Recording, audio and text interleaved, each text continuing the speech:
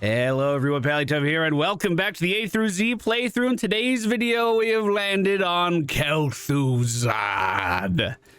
I was actually chosen as the first person to debut this character in the world. Blizzard flew me out to Gamescom one year. It was one of the most exhausting weeks of my life, but also one of the most memorable weeks of my life as well. I got to be the very first stream to go out with the new character, and unfortunately, just like that entire week, there were a lot of technical difficulties. If memory serves, on my first stream, we didn't have audio in the left side. We only had right side audio, and my computer had to be dismantled at Gamescom after that, and they replaced the sound card and messed around with the mixer a little bit. And icing on the cake, I was terrible. Holy crap, Kelthuzad did not make any sense to me when he was first released, and I did like nothing but play him for an entire week, and I really didn't get much better back then either. It wasn't until several months later we gave it the Kelthuzad treatment, where I couldn't live with myself being this bad on a hero anymore. We had to go in and grind it out and learn, and eventually we did. I actually think I'm pretty okay at Kelthuzad now. At least I can land the chains. I used to really recommend his Q build just because it's not difficult. You shoot your Q out and you hit stuff with it. Funny enough, the highest win rate talent build for Kelthuzad right now is his Q build, just completely out of left field. Everything else looks pretty similar, though. There's not a lot of talent divergence other than that. Kelthuzad has a 48.95% win rate, so under 50%, and a popularity of 10%, with a 2% of that being ban rate. Back in the day, Kelthuzad used to be able to connect his chains. Let me make sure you can see this. The chains of Kelthuzad. How this works is you shoot it at an enemy, and then attaches to the enemy, and then that enemy becomes the tower at which you direct your second chain off of. Really hard to get used to, by the way. Super duper difficult. But this used to work on buildings. So let's say you were in a perfect scenario where you're playing everything right. You're being chased down at low health by an enemy combatant, but there in front of you is your safe haven, your towers, your walls, your forts, anything that can help defend you. So you run to it. This is how the game was designed. Well, Kelthuzad doesn't care how the game was designed. He can attach his chain to that tower that you're trying to hide behind and do his full combo of abilities with you being completely unable to act. Kind of how Garrosh was super punishing when you were playing the proper way. Kelthuzad was the same, and they removed that quite some time ago. The match you're about to see today was also recorded on Thanksgiving weekend, same as Kelthuzad, and I was kind of in the same mindset, and it shows a little bit, but we overcame. Everything was totally fine. Thank you guys for watching today's video. We'll be back later in the week with a look at Kerrigan, and I have been talking a lot about these characters that I've like really grinded and gotten good at. And Kerrigan's kind of the opposite. Almost all of my 46 levels on Kerrigan were more than 5 years ago. So it's gonna be rough. All right, ladies and gentlemen, we do find ourselves on the Garden Terror map today. The friendly team, Kelthuzad, Illidan, Artanis, Tyrael, and Phoenix. Very aggressive front line for our team today. Enemy team, Stitches, Azmodan, Varian, Rin, Vala, and Falstad. They have a lot of damage, and depending on what their Varian does, a lot of potential to completely burst me down. So we are gonna have to play pretty good this game if we want to have fun. Let's go for Barb Chains at level 1. Chain deals more damage and reduces armors of our enemy when we chain them. Notice that bonus effect only happens after we finish our quest. In order to complete our quest, we simply either need to land chains, our E ability, on our adversaries, or land the inner circle of our W ability for the root effect. Now, I am recording this on Thanksgiving weekend. Matches have been completely nuts this weekend, so I'm hoping we at least get something usable out of this. The chain is out on Stitches. I am trying my damnedest to move back. The root does land, and the team did do a good job of intercepting a lot of that aggression, to be honest. I stepped up too far there. That was on me. We did use our sippy cup really early. Unfortunately, I'm going to need to stay in the lane with the most fighting happening in it. Whoa, everything's bad. Everything's bad. Back it up. Back it up. Back it up. Oh, yeah, that's how this game's going to be, huh? That's how this game's going to be, huh? Well, don't you worry. We're just getting warmed up over here. Now, Kel'Thuzad is a notoriously difficult character to learn, but we put in the time. We learned this character. It's only a matter of time before I'm running wild over this team. You just watch. Illidan is doing the right thing and getting our camp up at the top left. You love to see that. The enemy team rotating up top as well. Let's see if I can make it up there to try to help out, although it looks like most of the damage may have already been done. As Stitches is walking away, we're going to try to chain him with Falstad. We do miss the chain on Falstad, but land the root, funny enough, which means I would have missed the root for the combo. But it doesn't matter because we're still getting progress for our quest. As these guys walk away, we're just going to take that regen globe and hopefully rotate back to the middle lane and continue to chase this death ball around. Try to just land stuff on these guys whenever possible. As Varian is starting to back up, we do land the chain, fishing for Falstad. We don't find it, but again, that first chain is enough. So far, we've landed 6 attacks versus our adversaries. And now that we've hit level 4, we're going to grab the Phylactery of Kelthuzad. All of a sudden, regen globes matter a lot to me, and we need to get them. As our team is engaging, we're going to try to land the root as best as possible, actually forcing him to go back the other direction, and he is taken down. Unfortunately, Tyrael sitting at no HP right as the objective is about to start is a little scary. The chain does not once again connect with Varian Rin, but our Artanis is doing an amazing job of running that Falstad away. Unfortunately, the same cannot be said. Ooh, that was good. That was good. That was good, Chain. Same cannot be said about our Tyrael, who I was concerned about. He was looking really low, and he is taken down now. Stitch is moving up. Can we chain him together? Yes, we can. Hitting Azmodan as he's moving in. We see Varian has very clearly picked a target here. You know, I was worried about that, but I'm actually a little more worried about Taunt Varian. I think I could deal with this relatively okay. Let's go ahead and root him there. He can charge into me. We are in range for that if he continues to pursue, and it looks like he might.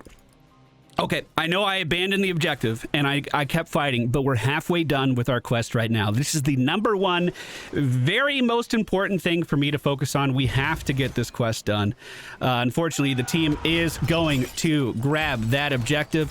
Once we get to 15 stacks on our quest, we gain access to the Glacial Spike, which you can see there. Has a 30-second cooldown, but it's a spike that I can place and then combo my enemies directly into it. Stitches does get hit with the chain, but does not get hit with the combo. Danger for the top lane, as the enemy team does look like they're rotating down that way. Falstad did not put his shit on me. I wonder if he knew that. He was chasing me like it was on me. We're going to grab Chilling Touch. This is going to allow us to kind of cleave with bonus basic attack damage every so often. May not sound like the most useful thing on Kelthuzad, but it really is quite good. Spike going for Falstad. He sensed it. He knew it was coming, and he is going to dive away with the barrel roll. Now, my stats aren't looking that great going into this, so my mana's at half, so I'm hoping we don't have a really long battle of attrition here or anything. Falstad walking up on me here is pretty scary as well. We do get the root on Stitches. It seems like our team's not super, you know, they're not super crazy about getting on this objective right away. We, unfortunately, get dove in by Varian Rin again as well. So we're just going to have to play around the team here. That's all this is going to come down to. I was trying really hard to be near the objective, and as you can see, if Varian sees me, I'm just kind of dead. So we're going to have to adjust our play for what the quick match terrain is looking like today. Not at all. Heal for me. Look at our comp. There's no way we could do anything. Oh my god, did you see that? It's because their comp's better. All right, we do see Varian. I'm pulling him to the Glacial Spike. We root him in place, and here comes Hooked on Phonics, going in for some good damage. Stitches is still continuing to walk up, landing the hook on me. We combo him with the enemy team's Vala, and still continue to live. We'll be able to clear out this mercenary camp, no problem.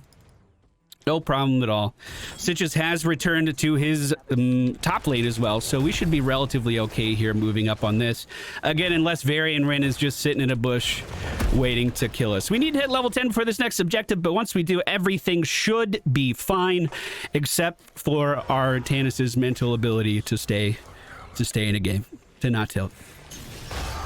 Let's go ahead and throw out the root on Varian, keeping him in place, rooting Stitches in place with him as well.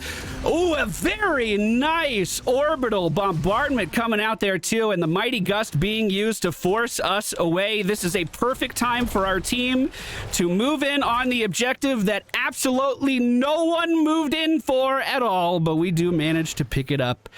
No problem. Okay, we'll just keep pinging a lot. We're going to ping a lot in this game. Try to keep these guys moving in the right direction. Glacial Spike out. Can we catch Stitches? No, we cannot. We have finished off our quest, so we just got a gigantic damage increase for completing our quest, and for getting to the halfway point, I believe we get cooldown reduction as well. So we are at maximum power.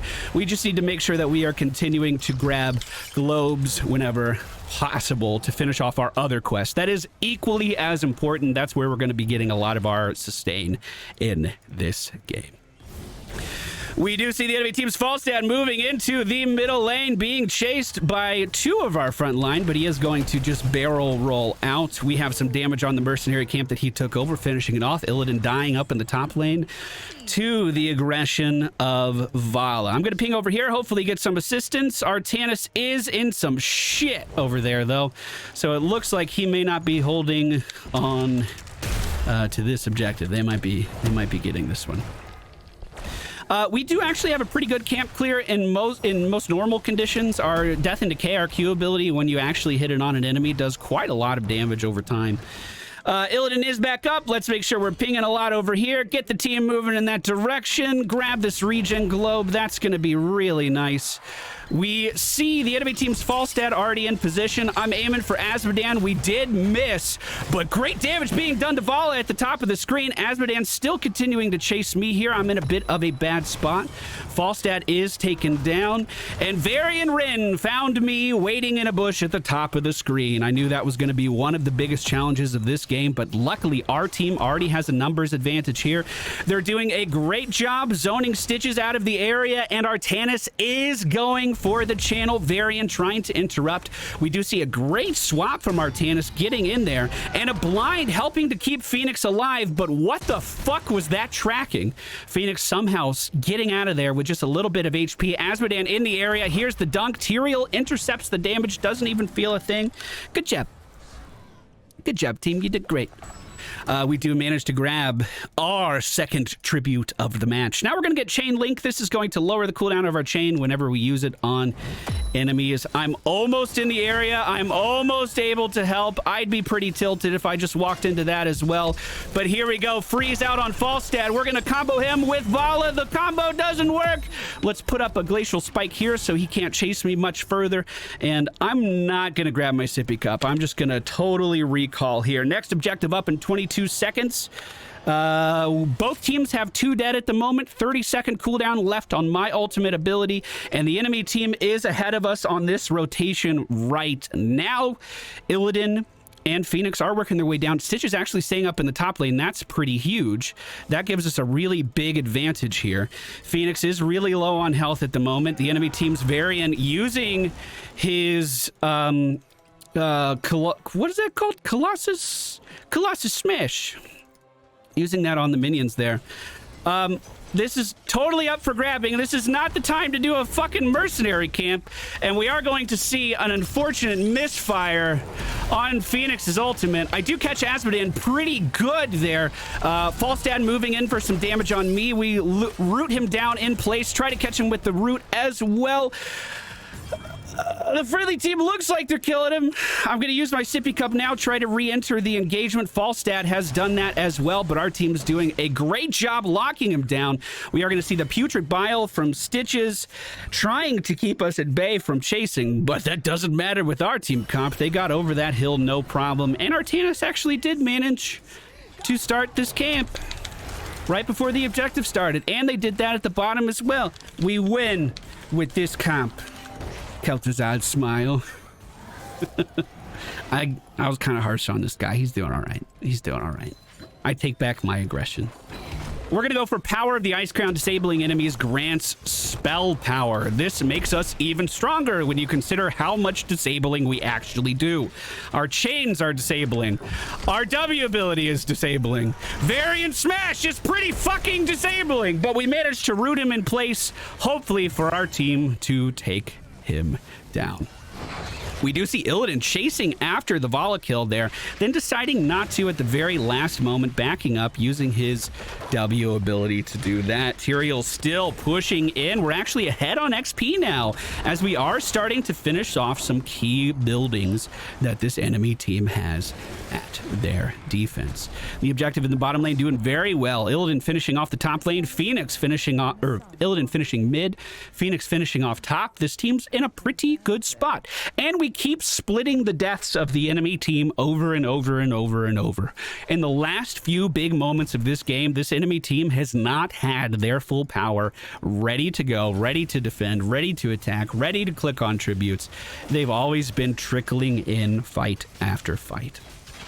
Now, we are a little split over here. I do have all of my abilities ready to go again. We do need some region globes if we want to stay alive, but that's been, you know, a thing we've been talking about for a while, and we still need to fucking do it. In the top lane, we do see Varian Wren. We're going to hit him with our ultimate ability because fuck Varian Wren. Set up the glacial spikes, crucify him on that. Yes, redemption! Okay, feeling better. Feeling better. Man, getting Colossus Smash feels real crummy on Kelthuzad. Stitch is stepping up a little bit too far. I tried to move up for a root in front of him, but I could not quite get into the proper position. Not sure what was body blocking me either. Falstad now moving up. We're just going to send out that root. I really... Whoop. Nope. All right, there's the glacial spike. I'm trying to send him back into it. The roots are down now as well. The root does miss. We have another chain ready to go if we need it. But now, please. Falstad just chasing me down at the top of the screen. I'm just trying to leave, bro. I'm just trying to leave. We are going to be able to hearth out this time. And look at that again. Staggered the enemy team's deaths one more time. Let's make our way over to the next objective. The enemy team needs this tribute to get their first objective of the match, but we're not going to let them get that, are we? Let's help him clear those really quickly. We know Azmodan's in the bottom lane, so we don't have any spells we need to worry about flying towards us. We finish off our phylactery, so now we get healing for all of the damage that we're doing, and we gain the ability to, if we decide to, instantly resurrect and rejoin a match. I'm going to get Shifting Malice. I think it's the only way I'm going to live through anything. We're also going to move that onto my 2 because I'm going to use that a lot more often than the phylactery, that's for sure. Everyone on the enemy team currently missing, so I'm going to reposition a little bit to the left of my team here, hopefully be a little bit safer. We have Merc camps pushing in the top and middle lanes, so the enemy team has to defend those during this objective. Varian pushed up really far here. Is he going to be taken down? Well, it certainly does look like it. Vala peeking out around that corner as well. We know she's by herself because we see Stitches and Falstad on the map already as well. Speaking of Falstad, our Illidan diving in on that problem, trying to make Falstad dead, and it looks like he was successful, staggering the enemy team's deaths yet again. Now, Vala in the middle lane. Can we do anything about this? Probably not while she has Vault up, but we do have some great aggression that we can just shove to the front door here. Glacial Spike down. We chain her to the spike, root her underneath it. Fuck yes, dude! And then we Malice away right out of that Stitches chain. Speaking of Stitches, that chain did connect. There's not much I can do with it, unfortunately, so I'm just going to back on up. So how this ability works: Shifting Malice, activate to dash forward. It technically deals damage, but takedowns reset the cooldown of this. If we don't get a takedown, it has a 240-second cooldown. So that's my get out of jail free card up until the point that we get another kill. Like, that was my one chance to save my life. If we get another kill, we get that chance back. Our team's been pretty fucking good at taking these guys down. And look at this again. We totally made it So this enemy team has not been at their full strength for the last several objectives back to back to back to back to back. We do see Azmodan rotating down on the right-hand side. If I can get vision of him, we will try to root him. I don't know where he could have gone unless he just walked into the base, but I certainly didn't see him do that. This is our second objective of the match, and it is pushing in towards all of their tier 2 defenses. Unfortunately, I can't do too much with this. The glacial spike is down. That's as much damage as I can deal. Hopefully, it's enough.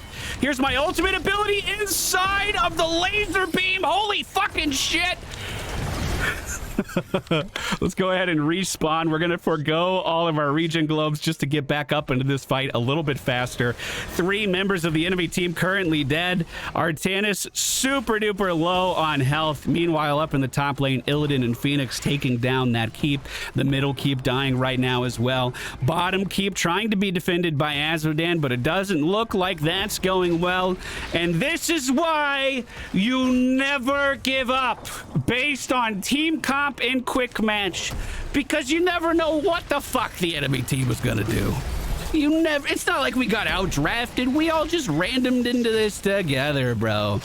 Good swap on to Falstad. We're gonna lock him down in that position even longer, and it looks like this is going to be GG. Just pour some salt in the wound there with his dismissive lol. Hey, Artanis did fine. I gave him a hard time because I've been playing all day trying to get good games on a holiday weekend, and it's just been one disaster after the other. But this was actually my first Kel'Thuzad game. It took a lot of Kel'Thuzad games to get it right, but I was worried I was heading back down a dark path. But this was totally fun. This was totally fine. Let's go do it for today's game. We had 39 seconds of root time. That was our claim to fame, which really isn't that much root time at all, considering we have a point-and-click root on our ultimate. By the way, I love that ultimate. I don't give a shit about the other one. It is just so much fun using Frost Blast rooting people in place all the time, because then you can just combo with this for free. It's literally a guaranteed free combo every 50 seconds. We went for Barb Chains in this game. Phylactery of Kelthuzad into Chilling Touch, Frost Blast, Chain Link, Power of the Ice Crown, excuse me, and Shifting Malice at level 20. Shifting Malice can be super duper strong for getting you out of bad locations. We did 85 siege, 37,000 hero. Not too bad at all. Not too bad at all. Not surprised in the slightest that I had the most deaths on the team. I was also the most desirable target for this team to go after, but I think we did a pretty good job. Up next, we're going to be taking a look at Kerrigan, one of my worst characters, so that'll be a train wreck, but at least it'll be a train wreck we can all enjoy, right?